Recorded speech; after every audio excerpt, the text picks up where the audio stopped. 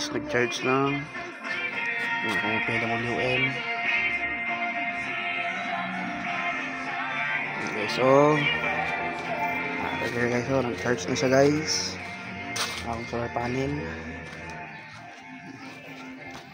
Guys, 30 watts na yung solar panel. Ang solar light na yun.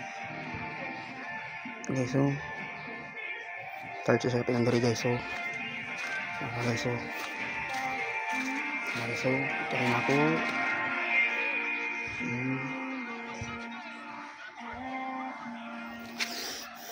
Charge na itong power bank, itong back converter, battery, ito 15 ampere. Nice kayo mo charge sa solar panel kay so kayo mo charge.